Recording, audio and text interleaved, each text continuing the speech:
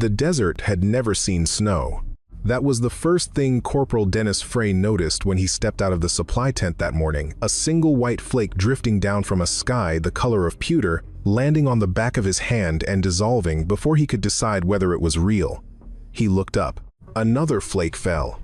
Then another. Round him, soldiers at Forward Operating Base Ridgecrest paused their routines and turned their faces skyward, rifles still on shoulders, coffee cups still in hands, watching the phenomenon with the quiet unease of men who had learned never to trust anything unusual in a war zone.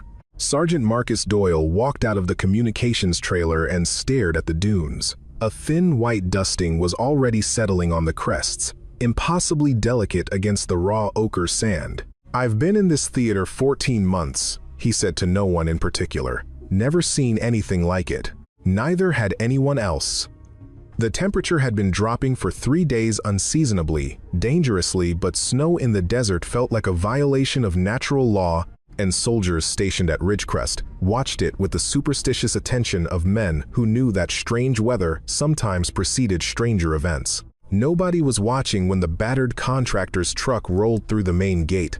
Nobody, that is, except Captain Daniel Hale, who stood at the edge of the motor pool with a clipboard, and noticed the vehicle simply because he noticed everything a habit formed over 11 years of service that had become indistinguishable from reflex. The truck was old, desert bleached, its white paint gone the color of old bone.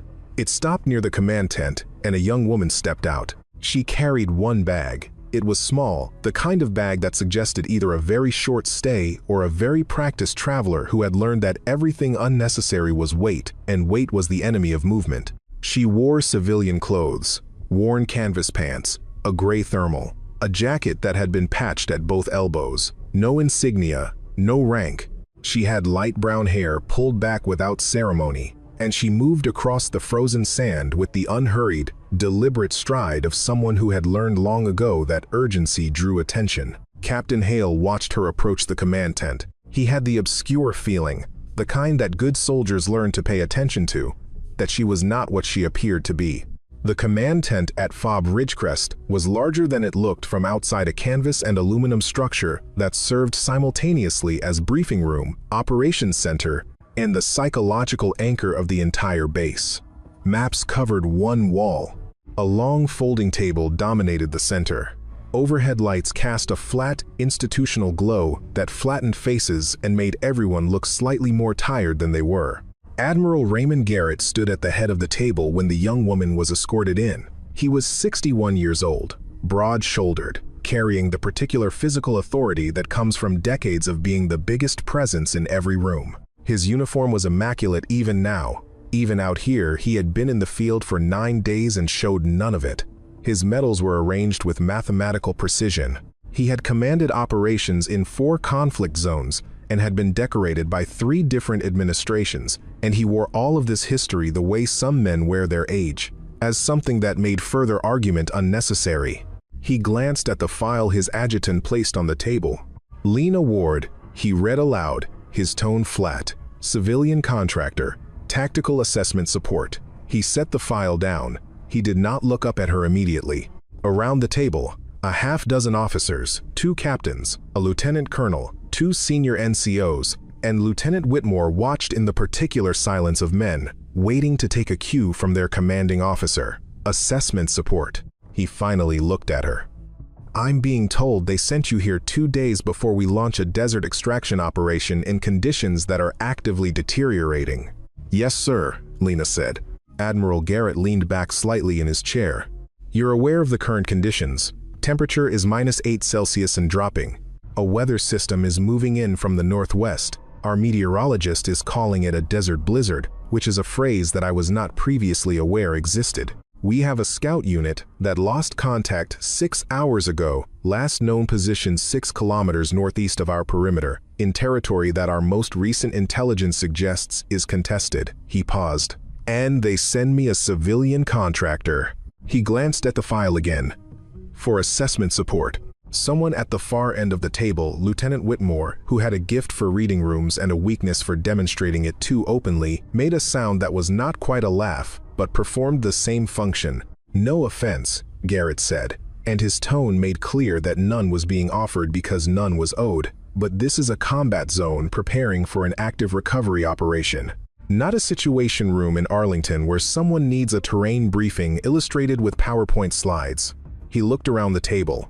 What exactly is she supposed to assess? The laughter that followed was quiet, controlled, the kind that stops just short of insubordination, the laughter of men who have correctly read what is permitted. Lena Ward did not react. She stood at the entrance of the tent with her bag at her feet and her hands at her sides, and she looked at the maps on the wall with an expression that Captain Hale, watching from across the table, could not immediately classify. It was not embarrassment. It was not anger.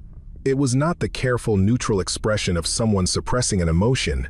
It was something else entirely, the focused, unhurried attention of a person cataloging information. She was reading the maps the way a student reads an exam question, with calm and complete concentration. "I can wait outside if you need time to review the operational situation," she said.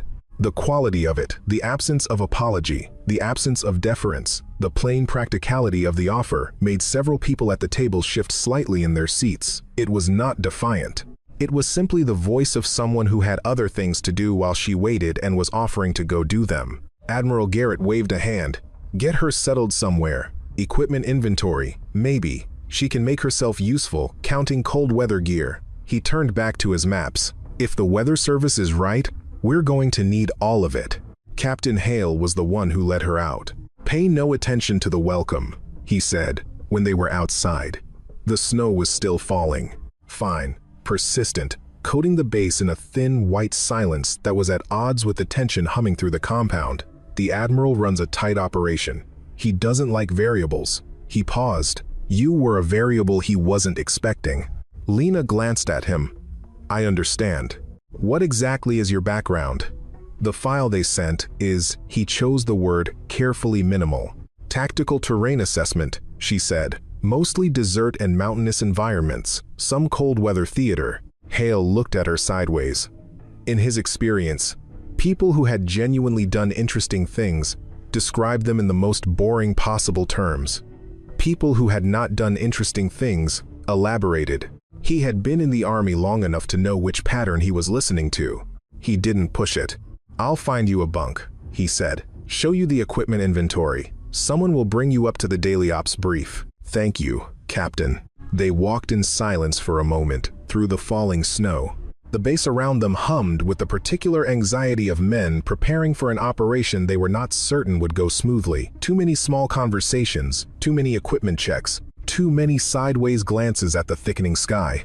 The snow fell on the dunes and dissolved into the cold sand, and here and there it did not dissolve, and the accumulation was slow, but it was real, and it was changing the way the base looked in a way that everyone could see and nobody had a protocol for. Lena looked at the perimeter as they walked. She looked at the northern wire, then at the eastern approach, then at the place where the motor pool faced the desert. Hale watched her looking. She was not sightseeing. By midday, Lena Ward had been assigned to the equipment storage tent, where she was given a clipboard and a thermal inventory list and asked to verify counts of cold weather gear that had arrived 2 days prior. The assignment was, functionally, the work of a supply clerk and not a senior one. 3 different soldiers made variations of the same joke about it over the course of the afternoon, with the specific easy confidence of people who know they are performing for an audience. Private Cody Renfrew, 19 years old, from Lubbock, Texas, delivered his version while passing the storage tent with 2 friends on the way to the mess hall. "Hey, they've got someone checking blanket counts in case the war gets too cold." His friends gave him the expected response. Renfrew glanced into the tent with a grin, looking for the confirmation that the joke had landed. Lena noted a discrepancy in the thermal glove inventory on her clipboard and said nothing. The grin faded. They walked on. Sergeant First Class Vince Coulter was more direct, as sergeants first class tended to be. He leaned into the tent entrance, took in the scene, the young woman methodically working through rows of equipment in the cold, her breath visible, her clipboard annotated in a clear, precise hand, and said, without apparent malice, simply as a statement of fact, "You know this is a forward operating base, right? Not a logistics depot in Stuttgart." "I'm aware," Lena said, without looking up. "Just making sure you understand what's outside the wire," he said. "It's not the kind of place where counting blankets is going to matter much if things go bad." He let the sentence complete itself without saying the obvious endpoint. He shrugged and left. The genuine damage, the kind that was intended to be damage, was done in the afternoon briefing, which Lena attended because Captain Hale had included her on the distribution list for operational updates. It was a small act of professional courtesy that Admiral Garrett noticed the moment she took a seat at the far end of the table. "Why is the contractor in this briefing?" he said, looking at Hale. "Terrain assessment context," Hale said. "She may have useful input on the eastern approach for the recovery route." Garrett regarded her with the patient, faintly amused expression of a man who has decided to tolerate an inefficiency rather than spend energy eliminating it. "Fine." He turned to his intelligence officer. "Situation update." The briefing covered what they knew about Scout Team Bravo's last known position, 6 kilometers deep in a corridor that satellite imagery showed as flat, featureless desert, which the intelligence officer noted was precisely the kind of terrain that made it impossible to say anything useful about actual ground conditions. The weather system was accelerating. Wind speeds were projected to hit 50 kilometers per hour by nightfall. The window for helicopter extraction was closing. The assessment from the meteorologist, a technical sergeant named Billings, who had been in this theater for 11 months, and had developed the slightly haunted look of someone who had spent too long studying weather systems in a place where weather was never supposed to be this bad, was not encouraging. At the end of the briefing, Garrett looked around the table. "Comments? Questions? Anything I haven't thought of?" Lena said quietly, "The approach route on the eastern corridor passes through 2 natural choke points. Current satellite imaging shows surface features on the primary approach consistent with prepared positions, scraped depressions, disturbance patterns that don't match wind erosion or natural terrain features. The geometry of the second choke point in particular suggests deliberate preparation." The room went still, in the particular way of a room that has just heard something unexpected from an unexpected source. "You're reading satellite imagery now," Garrett said. It was not a question, it had the tone of a statement being verified. "I've been studying the available maps and the imagery summaries since I arrived," she said. "The patterns on the secondary approach are consistent with prepared ambush positions in this type of terrain. There's precedent from operations in comparable theaters." Garrett looked at her for a long moment. There was something measuring in his expression, the look of a man deciding whether to engage with something on its merits or dismiss it on its source. He made his choice. "Thank you for your input." His tone made clear the matter was closed. He looked at his intelligence officer. "Anything from the northern approach?" After the briefing, Lieutenant Whitmore caught up with Lena in the narrow corridor between the command tent's inner and outer walls, a place that was neither inside nor outside and that collected the cold drafts from both. "That took some nerve," he said, "or some naivety. Hard to tell from the outside which one." He delivered this with the tone of a man offering an honest assessment, the kind that doesn't expect a response and doesn't need one. He left. Captain Hale found her an hour later, standing near the northern perimeter wire, looking out at the desert. She was standing the way soldiers stand when they're thinking weight even, body still, fully present in the attention she was directing outward. The snow had picked up since afternoon, fine and horizontal in the wind, catching on her jacket, accumulating in the folds of her clothing without appearing to bother her in the slightest. "He dismissed you in front of the whole room," Hale said. "He dismissed an observation," she said. "Those are different things." Hale was quiet for a moment, considering the distinction. It was, he decided, a meaningful one. "Where did you serve?" he said. She turned to look at him. Her expression was not unfriendly. It was the expression of someone who has been asked this question many times and has a practiced, consistent answer. "My file is accurate," she said, and turned back to the horizon. He stood beside her for a long moment, looking at the same stretch of empty, whitening desert, the dunes beginning to blur at their crests where the snow was accumulating, the darkness thickening to the northeast. He felt, again, that strange and specific thing he had felt when he watched her read the maps in the briefing, the obscure certainty that she was not seeing what he was seeing when she looked out there.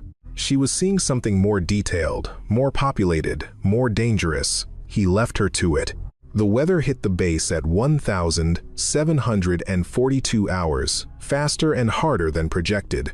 Wind speeds crossed 60 kilometers per hour within 20 minutes of the system's arrival, driving sand and snow in thick horizontal curtains that reduced visibility to less than 30 meters. The temperature dropped to -14. Equipment stowed improperly was lost or buried within the hour. The base's heaters strained under the load, and 2 of them failed in the first hour, sending maintenance teams scrambling in conditions that made working outdoors a genuine hazard. The situation with Scout Team Bravo went from urgent to critical at 1,801 hours, when the team's last known position was triangulated imprecisely to a sector 6 kilometers northeast. Their emergency beacon had activated briefly, then cut out. The communications officer's assessment was that either the beacon had been damaged by the weather or by something else, and the something else was what nobody in the command tent wanted to say out loud. Admiral Garrett stood over the map table with his hands flat on the surface. "I need a recovery team out there." "Sir, visibility is near zero," said Major Thomas Kirby, the senior operations officer. "Helicopter extraction is impossible. Ground vehicle navigation is severely compromised. Any team we send is operating effectively blind." "Then they operate blind," Garrett said. "I'm not leaving 6 soldiers in the field." Captain Hale stepped forward. "I'll lead the team. Take Alpha Squad, plus vehicle support. 2 MRAPs. Garrett straightened. "Move in 20. The team was assembling at the motor pool when Lena appeared. "I'm going with you," she said. Hale looked at her. Around them, soldiers were loading equipment, checking weapons, pulling on additional cold weather layers over their body armor. The wind screamed across the base at a pitch that made conversation difficult. The snow, real snow now, dense and disorienting, was beginning to accumulate in the vehicle tracks. "You're a civilian contractor," he began. "The eastern approach passes through 2 ambush positions," she said. "I can identify them. Your team can't. Not in this visibility.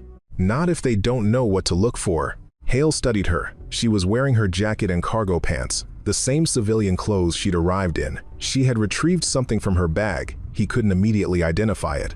"If you're wrong, I'm not." Something in the flat certainty of her answer, delivered without emphasis or apology, made him stop. He had known soldiers who were genuinely certain, not arrogant, not reckless, but specifically certain, the way surgeons are certain about procedures they have performed hundreds of times. He had also known plenty of people who performed certainty without possessing it. He looked at her hands. "Steady. Get in the vehicle," he said. The desert in blizzard conditions was a different planet. Out beyond the base's perimeter lights, the world collapsed to the MRAP's headlamp range, maybe 20 meters of visibility before the wind-driven snow closed everything off into a white-gray void. The GPS was unreliable. Sand in the atmosphere was interfering with signal acquisition. Staff Sergeant Owen Brackett, the driver, was navigating on dead reckoning and landmark memory, and the landmarks were disappearing under snow. Lena rode in the lead vehicle. She had not spoken since they left the gate, but she was watching not through the windshield, which showed nothing useful, but at the navigational display, at the compass bearing, at her own hands, which she held flat on her knees at intervals and then raised, as if testing the air pressure. Brackett glanced in the rearview mirror at Captain Hale. "We're about 2 kilometers out from the last known coordinates. Terrain should be flattening." "Should be," said Corporal Ray Tanner from the rear seat, with the specific skepticism of someone who has been in enough vehicles, in enough deserts, to know that terrain does exactly what it wants. Lena said quietly, "Slow down." Brackett looked at Hale. Hale nodded. The vehicle slowed. "Right side," Lena said. "At about 260 degrees.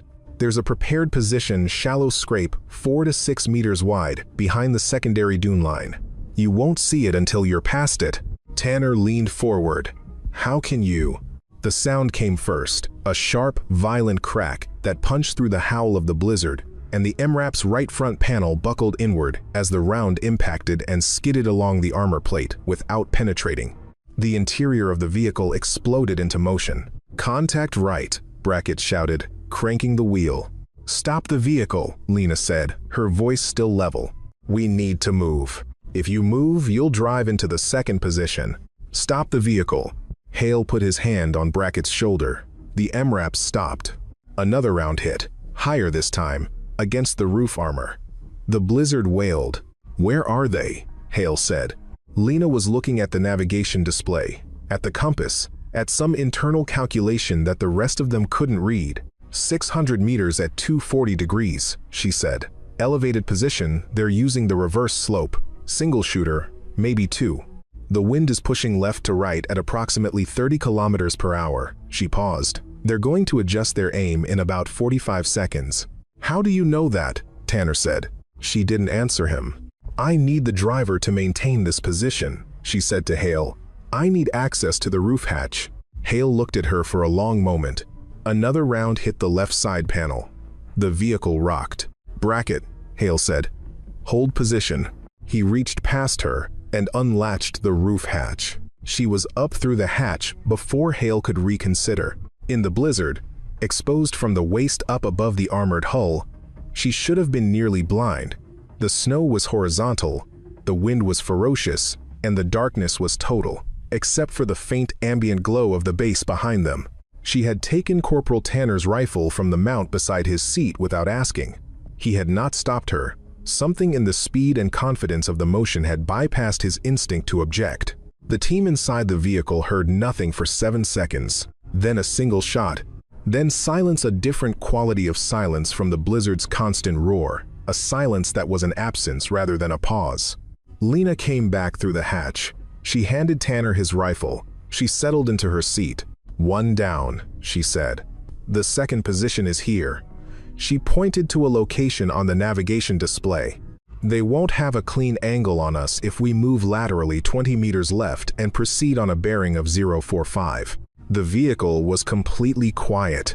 Corporal Tanner was looking at her with an expression that Hale recognized as the specific human response to witnessing something that doesn't fit the category you've assigned it to, the face people make when they have to revise their understanding of something fundamental. "That was Tanner started. You fired once. At 600 meters, in a blizzard, at night. Wind compensation," she said, and the elevation differential made the geometry manageable. She looked at Hale. "We should move." "Who are you?" he said, not demanding, genuinely asking. The question of a man who needs accurate information to make decisions. "Someone you should listen to right now," she said. "We can have the other conversation when Bravo team is back at the base." He held her gaze for a moment. "Brackett," he said. 20 meters left. Then 045. "Yes, sir." As the vehicle began to move, Hale saw that Lena had already turned her attention forward, watching the snow-obscured distance with that particular quality of focus, still, patient, seeing things that the rest of them were going to see about 30 seconds later. He thought of the way she had stood at the perimeter that afternoon, watching the horizon. She had already been out there. In her mind, maybe literally, she had been reading this landscape since the moment she arrived. The second contact came 3 kilometers northeast of the first, when the blizzard reached its peak intensity. Visibility had dropped to less than 15 meters. Both MRAPs were running on compass heading alone, their GPS units showing only fragmented, unreliable data. The cold had deepened to the point where exposed skin went numb in under 2 minutes. Inside the vehicles, the soldiers were maintaining combat focus through the specific discipline of men who have been trained to function in discomfort, but the conditions were extracting a cost that showed in tighter jaws and slower responses. Lena said, "Stop here," and this time Brackett stopped without looking at Hale first. The trust had been earned. "I count 3 vehicles at approximately 200 meters, she said. "They're staged in a crescent formation eastern arc. They know approximately where Bravo team is, and they're waiting for them or for anyone coming after them." Hale keyed his radio. "Doyle, what's your position?" Sergeant Doyle, in the second MRAP, answered, 50 meters behind. "Pull up on my left. Engine off. We're going on foot." The vehicle stopped. 8 soldiers exited into the blizzard. The cold hit them like a physical object. Hale watched his team adjust, hunching reflexively, then straightening, the discipline reasserting itself over the body's protest. Lena was beside him. "We use the dune line as cover," she said, low and clear, speaking to the group. "Move parallel to the enemy position left flank. When I call it, the second element moves up the right while the first element engages." She looked at the soldiers. No independent fire. Controlled pairs. The wind is pushing sound left. They won't hear us until we're at 100 meters. Staff Sergeant Doyle, a man who had been in the Army for 16 years and did not take tactical direction from strangers under normal circumstances, looked at Captain Hale. Hale nodded. Doyle turned back to Lena. I need you to tell me this has a reason. The dune line masks our thermal signature, she said. Their vehicles are running engines hot, creating their own IR interference. At 100 meters in a blizzard, we have a significant advantage. At 200 meters with direct approach, we don't. She held his gaze. That's the reason. He nodded once and turned to his team. They moved through the blizzard in a broken single file, using the dune crests for cover. Navigating by compass, and by Lena's directional guidance, she moved without hesitation, correcting their bearing twice in small increments that turned out, when they reached the 100-meter mark, to have placed them exactly where she had said they needed to be. Left flank of the enemy formation, engines visible as dim heat shapes in the blizzard-choked darkness. What happened in the next 4 minutes was not the kind of combat that appears in official accounts. It was close and cold and disorienting, fought across 15 meters of visibility, and the advantage that Lena's positioning had created was decisive. The enemy formation, expecting contact from a different direction, adjusted too late. She did not only direct. When the engagement began, she was part of it, moving laterally, taking 2 precise shots from positions that used the terrain the way a mathematician uses given quantities, with no wasted motion and no wasted rounds. Private Renfrew, the one from Lubbock who had made the blanket joke, was the first to say it out loud, afterward, crouching behind a dune crest while the engagement wound down. She fights like she's done this 1,000 times, he said. Sergeant Doyle, beside him, did not answer. He was watching Lena, who was already moving toward the next position. They found Bravo Team's position 40 minutes after the second engagement. The team was sheltering in a shallow depression behind a secondary dune line textbook emergency cover, properly established, which told Hale that they were still coherent and functional despite the conditions. Sergeant First Class Elena Marsh, team leader, had dug the position with 4 of her soldiers. The 6th, Specialist Dave Kowalski, had a deep laceration on his left forearm from a round that had creased him during their initial contact and was packed and wrapped but needed proper medical attention. Bravo Team looked up when Hale's group came over the dune. Their relief was the specific, exhausted relief of people who have been telling themselves not to give up and have just been informed that they can stop. Took you long enough, Marsh said. Weather, Hale said. How many did you engage? Counted 6 on the initial contact. Don't know if they followed us or set up ahead. They set up ahead, Lena said. They knew the search corridor. Marsh looked at Lena for the first time. Who's the civilian? The question fell into a particular silence, the silence of 8 soldiers who had just spent an hour in combat conditions watching this woman do things that did not match the word civilian. Private Renfrew was the one who finally said, "She's not." Lena was checking Kowalski's arm, which she had asked to look at without explanation. Her hands moved with the rapid, confident efficiency of someone who had managed trauma injuries in environments where speed was the difference between an inconvenience and a crisis. She repacked the wound, tightened the wrap, and said, "This needs suturing in the next 2 hours. He's fine until then." "Who are you?" Marsh said directly. Lena stood. She looked at the group of soldiers around her, Hale's team and Marsh's team together now, 14 soldiers in a blizzard-swept hollow in the middle of a desert, watching her. "Special Forces," she said. "The contractor designation is cover for this assignment." The silence that followed was of a different quality than before. It was the silence of a revised understanding settling into place, the sudden reordering of everything they had observed in the past 6 hours into a new and coherent pattern. The observation of the satellite imagery in the briefing, the first position in the vehicle, the 600-meter shot in the blizzard, the tactical direction during the contact, the trauma assessment of Kowalski's arm. "What unit?" Sergeant Doyle asked. "That's not information I'm going to share in the field." He nodded. It was the right answer. People who were what she said they were did not share that information in the field. Hale said, "We need to move. Kowalski can't wait, and the weather isn't improving." He looked at the group. "Lena, I need you on point. You know this ground better than any of us." It was the first time he had used her first name in front of the group. Nobody missed it. "Yes, sir," she said, and turned toward the darkness and the snow. The return route was not the same as the approach. Lena called the change 300 meters from Bravo team's position when she signaled the column to halt and said, quietly, to Hale, "The path we came in on has been reoccupied. I can see vehicle signatures on the thermal scope, 2 vehicles, staged at the first engagement site. They've figured out the approach we used." Hale looked through his own scope. The blizzard was still at near peak intensity. He couldn't see what she was seeing.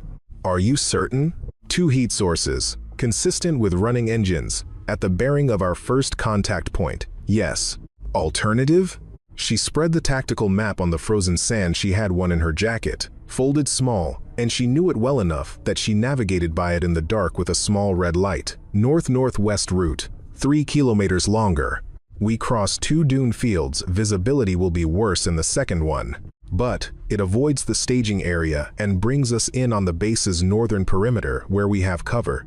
Take us longer to get Kowalski in," said Sergeant Marsh. 20 minutes longer," Lena said. "Against an engagement with 2 vehicles if we take the direct route, and they're where I think they are." Marsh looked at Kowalski. He was walking under his own power, steady, his arm held close. He'd been told the situation. "I can do 20 minutes, Kowalski said. "I can do a lot more than 20 minutes if the alternative is getting shot at." They moved north. The northern route was harder in every physical sense. The dune fields were steeper, the footing was treacherous under the snow and sand combination, and the second dune field Lena had described was a disorienting maze of crests and bowls where the compass was the only reliable reference. Hale watched Lena navigate it, not confidently in the way of someone guessing, but confidently in the way of someone who had walked terrain like this enough times to have developed a physical intuition for it. She chose lines through the dunes that kept the column moving, correcting twice for the wind's effect on their bearing, managing the pace against Kowalski's condition. At the deepest point of the second dune field, farthest from the base, farthest from cover, with the blizzard still howling, there was a contact. A single shooter, poorly positioned, caught them from a bad angle. The fire was sporadic and inaccurate. Lena was already moving before the first round hit, directing the column into ground cover with 3 rapid hand signals, and the engagement lasted less than 90 seconds before the shooter withdrew. Private Renfrew, afterward, in the breathless pause before they continued, "Is she always like this?" Sergeant Doyle, "I don't know who she is, but yes." They reached the northern perimeter at 2,247 hours. The base's lights were visible through the blizzard as a dim, welcome glow. The gate guards, who had been told a recovery team was inbound, were watching for them, and the column came through the wire with Kowalski upright and walking, Bravo team intact, and nobody missing. Captain Hale keyed his radio. "Ridgecrest. This is Hale. Recovery complete. All personnel inbound. 1 requiring medical attention, non-critical. Over." The response from the command tent was a brief, professional acknowledgement. But in the background, before the transmission ended, Hale could hear the exhale of relief that passed through the room. Admiral Raymond Garrett received the recovery team in the briefing tent at 2,315 hours. He was still in full uniform. He had not slept. The operations staff around him showed the particular worn quality of people who have been managing a crisis for 6 hours and are experiencing the cautious, disbelieving loosening that comes when it resolves. Shoulders dropping by centimeters, voices losing their edge. Kowalski had been taken directly to the medical bay, walking under his own power, which was the first good sign. The rest of the team stood in the briefing tent, still in cold weather gear, boots wet, faces tight from the cold and the hours out in it.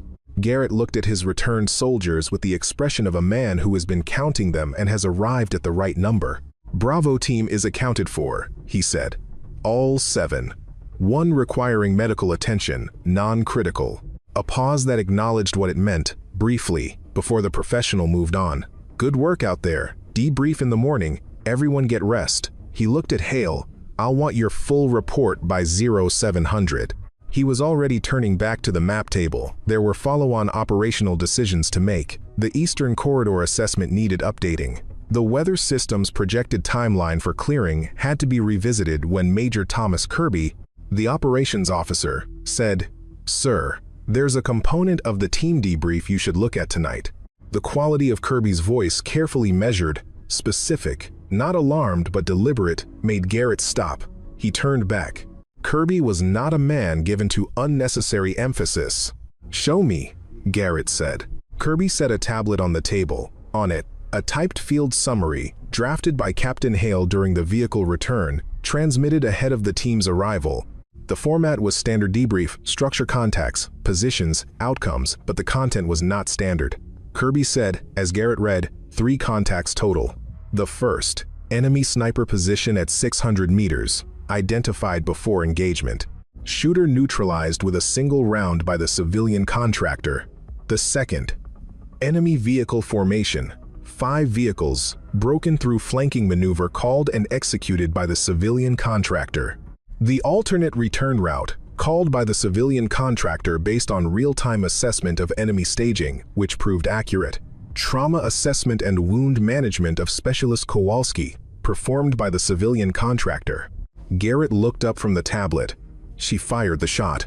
"Yes, sir." Staff Sergeant Brackett, Corporal Tanner, and 3 members of Bravo team all independently corroborate. 600 meters.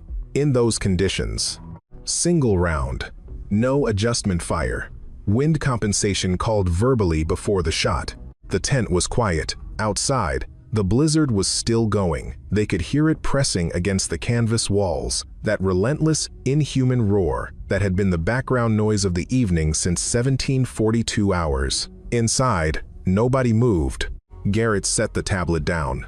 He looked at it without touching it. Then he looked at Hale. "She's a civilian contractor," he said, not asserting questioning. Looking for the piece of information that would make the evening's events fit into a coherent framework. "I called in a records request on her file 40 minutes ago," Hale said. "Full clearance request, through the standard channel." The response came back during the return. He held out a printed sheet. "It came back fast, sir." Faster than standard. Garrett took the sheet. The header read, "Special Operations Command Classified." Below the header, in the format he knew from other documents he had seen over his career, the ones that described people who operated in spaces that most of the military didn't officially acknowledge, was a record, name, rank designation, classified, unit designation, classified, operational history, 8 active deployments, 4 distinct theaters. The performance summary was written in the flat, careful language of official records that was more revealing for what it underemphasized than for what it stated. Exceptional proficiency in long-range precision engagement. Demonstrated tactical leadership in small unit operations under extreme conditions.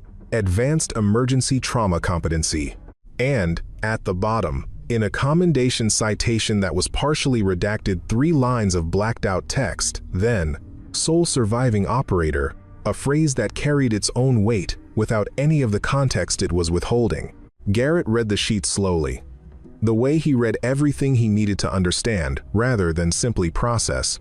He read it once, and then he read it again. He set it on the table. He did not look at Kirby. He did not look at Hale. He looked at the sheet.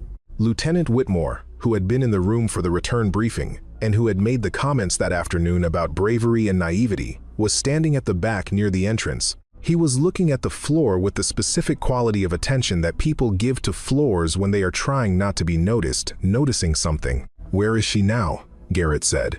"Medical bay. Sir, she's checking on Kowalski." A beat. Something moved through Garrett's expression, not a single identifiable emotion but several, in rapid, private sequence. "That will be all for tonight," he said. "Everyone get rest." The room emptied. Kirby left last, and he closed the tent flap behind him with quiet precision. Garrett remained at the map table alone. The canvas walls breathed with the wind. The lights overhead hummed at a frequency that was just at the edge of audibility.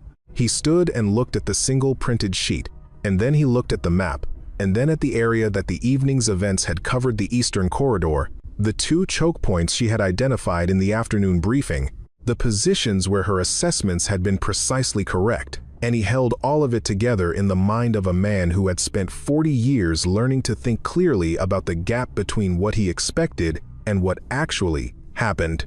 He stood there for a long time. The snow had stopped by 0400. The desert in the hour before dawn was absolutely still. The blizzard had passed through and left behind a transformed landscape, the dunes reshaped into configurations that none of the soldiers on watch could match to their memories of the day before. The familiar landmarks, altered or buried, a thin white dusting that the rising wind would erase within hours, but which now, in the dark and cold before the sun came, covered everything in a silence that felt intentional. The base lights reflected off the snow and created an odd, diffuse glow across the compound, softer than the usual harsh glare. And in that glow, things looked both cleaner and more fragile than they usually did, like the base had been briefly translated into something other than what it was. Lena Ward was at the northern perimeter. She had been there for 20 minutes before Admiral Garrett found her. She had slept for 2 hours after leaving the medical bay, checked in on Kowalski, who was sutured and stable and already trying to make jokes with the night nurse, which Lena took as a reliable indicator that he was going to be fine. And then she had risen and come out to the perimeter without any particular agenda, except the ones she always had at the edge of darkness, to look at what was out there, to let the morning arrange itself, to be in the kind of silence that required nothing from her. The footsteps in the snow behind her were measured, unhurried. She had identified them as Garrett's before he was close enough to see. He walked with the slight right side weight bias of a man who had had surgery on his left knee sometime in the last decade and had compensated so thoroughly he no longer noticed it himself. Admiral Garrett came to stand beside her at the wire. He was wearing his overcoat over his uniform. He was not carrying anything, no tablet, no file, nothing that framed this as a formal meeting or an operational discussion. He stood at a respectful arm's length and looked out at the same desert she was looking at.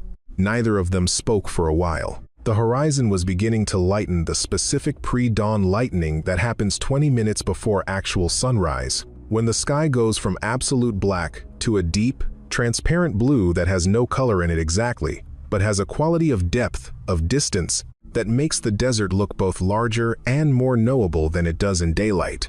The snow-dusted dunes in that light were something remarkable, pale and still, their new shapes unfamiliar, the tracks and disturbances of the night's events hidden under white.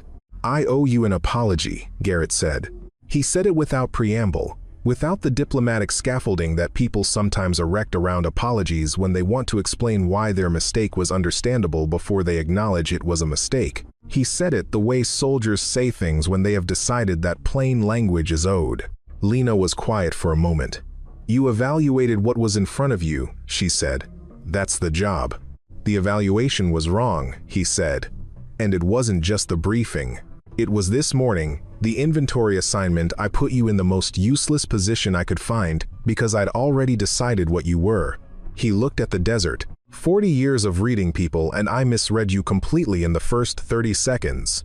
"The cover is designed to be convincing," she said. "That's generous." "It's accurate," she said.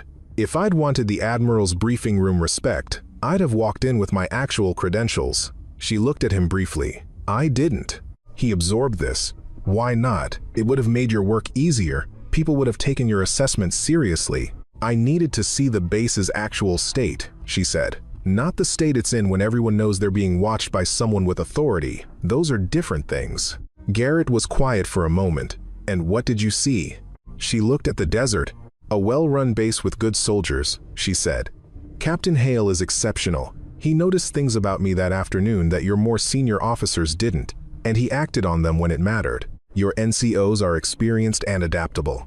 Bravo team maintained their position and their discipline through 6 hours of deteriorating conditions without a single decision that made recovery harder." She paused. "You've built something good here." He looked at her. "That's not what I expected you to say." "I know," she said. The wind came across the dunes from the northwest, cold and steady, carrying nothing now except the dry smell of sand and the last ghost of the night's cold, and under that the faint, impossible smell of distance, the smell of how far from everything this place was.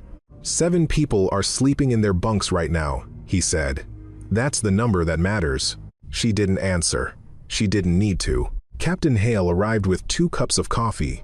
He came across the snow-covered compound with the slightly careful walk of a man who doesn't want to spill something hot in the cold, and he handed 1 cup to Lena and 1 to Garrett without appearing to find anything unusual about the configuration of the conversation he'd walked into. "Kowalski's asking questions," Hale said. "The night nurse says he wants to know who packed the wound." "Tell him the contractor," Lena said. Hale held his coffee in both hands and looked at the desert. "He already knows." Sergeant Marsh told him the whole story, apparently. She says he actually saluted when she got to the part about the return route. The 3 of them stood in silence for a moment. It was a comfortable silence, the kind that exists between people who have been through something together and no longer need to fill the space. "Can I ask you one thing?" Garrett said to Lena. "Yes. You knew how this would go. The briefing room, the assignment, the jokes. You've done this before, the cover, the dismissal, the reveal." He looked at her. "Does it get easier?" She considered the question without hurrying. Her breath was visible in the cold, small puffs of vapor that the wind took immediately. "It gets less surprising," she said. "People see what they expect to see. That's not a flaw. It's how pattern recognition works. You can't turn it off." She turned to look at him, and her expression was neither forgiving nor unforgiving. It was simply clear. The only thing that changes it is evidence, and evidence takes time. Garrett nodded slowly. This was, he understood, not just a description of the previous 24 hours. It was something she had worked out over many more of them. The sun broke the horizon. It came up fast, the way it does in open desert, a sudden gold edge on the distant dunes, then a widening, then the light was everywhere, flooding across the new landscape of the night's transformed desert, turning the snow from white to gold to the particular deep amber of early desert morning. The base came alive around them as the watch changed, footsteps crunching in snow, voices carrying in the cold air, the sound of vehicles starting, the smell of coffee from the mess tent competing with the clean cold of the morning. Lena drained her coffee and set the cup on the concrete barrier beside her. "I need to file my terrain assessment before I leave," she said, "and update the Eastern Corridor intelligence for your operations file." She looked at Hale. "I'll have it to you by 0700. "You don't have to," Hale started. "It's why I was sent," she said. "The rest was circumstance." He nodded. She turned and walked back toward the base, her boots leaving clean prints in the snow, and the 2 men watched her go. Garrett said to Hale, quietly, "How old is she?" Hale thought about it. "I don't know," he said. "The file doesn't say." They both looked at the retreating figure against the gold morning light, small and sure and unhurried in the vast desert landscape. "No," Garrett said. "I suppose it doesn't." At 0830, a vehicle came for Lena Ward. She had filed the terrain assessment at 0658, 2 minutes ahead of her self-imposed deadline, which was the kind of thing that Hale noticed and filed away. The document was thorough, specific, and written in the flat declarative style of operational intelligence that contains no unnecessary words and no hedged conclusions. It covered the Eastern Corridor in detail, the 2 choke points she had identified, the 3 contact positions from the previous night, the enemy staging behavior that suggested a pattern of operation rather than opportunistic positioning, and a set of recommendations for the extraction operation that was still scheduled for 48 hours out. It was, in Hale's assessment, when he read it at 0715, the kind of analysis that took most intelligence officers a week to produce. She had produced it in 5 hours, in the margins of a night that had included 3 firefights and a 4-kilometer cross-desert navigation in a blizzard. He had sent it to Admiral Garrett without comment. The response came back in 11 minutes. 4 words: update the operations brief, which from Garrett was the equivalent of a standing ovation. She had 1 bag. She had arrived with 1 bag, and she left with 1 bag, and the bag appeared to be exactly as full as it had been when she arrived, which meant either she had acquired nothing during her time at Ridgecrest, or she had acquired things that fit into the same compact space, and either interpretation was consistent with everything else. She came out of the bunk tent at 0815 and walked across the compound toward the gate. The snow was almost entirely gone by now. The desert morning had warmed enough to collapse it, and the dunes were returning to their sandy ochre, the strange pale transformation of the night, dissolving back into the normal. The tracks and scars of the previous day's operations were visible again. Vehicle ruts, boot prints, the disturbed sand of the motor pool.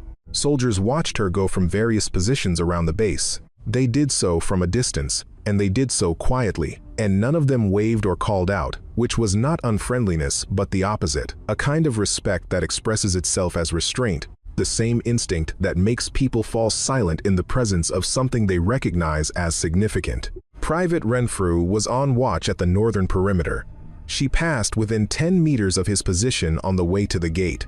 He had been thinking about what to say since approximately 2300 the night before, when he was still cold and his hands were still shaking from the firefight, and it had become completely, undeniably clear what kind of person he had made a joke about. He had spent 9 hours composing sentences in his head. Every one of them was wrong in a different way. She was going to pass him without stopping. "Ma'am," he said. She paused.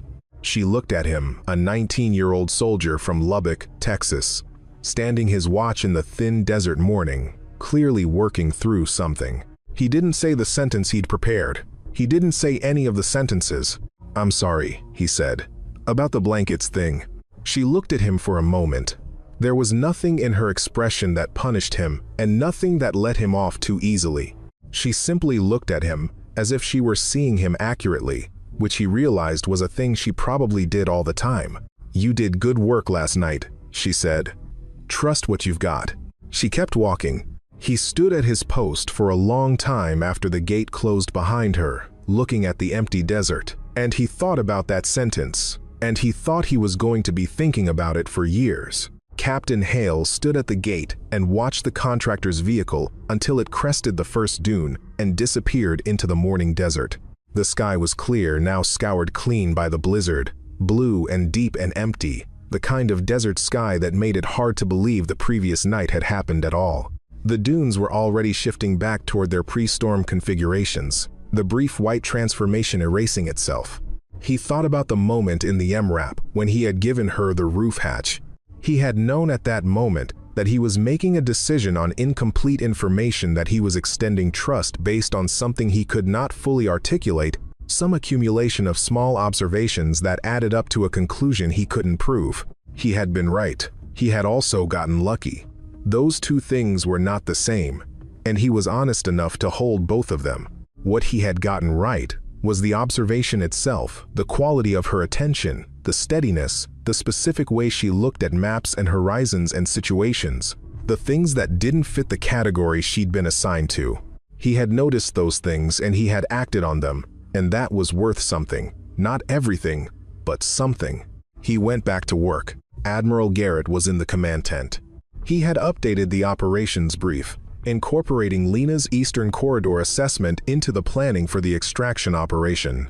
He had initiated a review of the base's civilian contractor intake protocols, not a punitive review, not an after-action blame exercise, but a structural review of the information flow between contractor assignments and operational command. He had done both of these things before 0800, quietly, without making them into anything other than what they were. Corrections made by a person who takes corrections seriously. The printed sheet was still on the table. He had looked at it again while he worked. The redacted lines, the partial citations, the phrase that stayed with him, sole surviving operator.